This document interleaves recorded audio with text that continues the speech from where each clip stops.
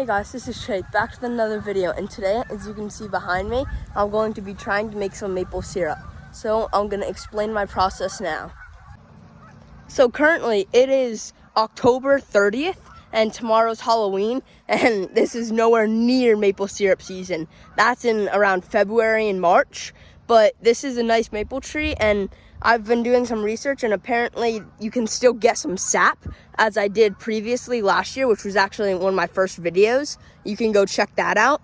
But today I'm going to be trying to collect some maple sap and make some syrup by using bottles. Again, you can go back to the first video, but I'm going to go, and if you want to see how to do it, you can go back to that video. But I'm going to go ahead and put this on, and my main goal is just to see if I can actually make some syrup now.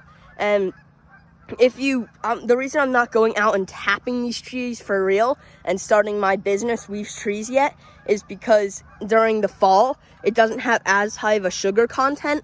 So let's say this tree is like 40 gallons of sap to make 1 gallon of syrup. Well, then it'd be like 55 gallons of sap to make 1 gallon of syrup. So it's not worth it, where you can just wait a couple more months and then you can make a lot more syrup. So I'm gonna go ahead and put the bottle on now. So you can see I added the bottles onto the trees. So I added 2 here, and then over there I did 2 more. And what I'm going to be doing is I'm going to be playing around with it. Like, let's see, in 2 days, if this doesn't produce any, then I'll put it onto a different one, maybe cut another branch or just move it around and see which ones are actually producing.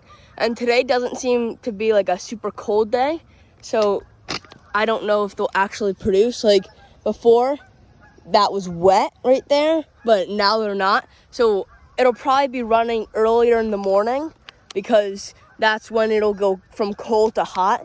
And that's when you want to do this, or actual real maple syrup, is when it's below freezing at night, and then when it's above freezing, or specifically 40s, would be perfect weather for maple syrup.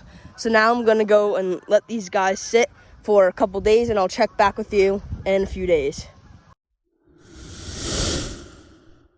So it's a few days later, and I'm coming out here now, and you can see there's not much sap, if any, in there right now. And so all of these 3 on this one tree, there's no sap on it. And you can see this is our second frost of the year, so it should be running, because it got down to freezing last night, but nothing's running right now. So I'm going to go ahead and say that these are bad branches. So I'm gonna go and try to cut other branches and figure out which ones are best. Because over here, I could tell yesterday at least one bottle had a little bit of sap in it, and I think this one coming up on it has some too. You can see it's not doing really well, but there's a little bit of sap in there. And then this one has the most. Let's see, there's a little bit. So now what I'm going to go ahead and do is I'm going to take my container, and this is just a sealable container. I'm going to pull it off of the tree.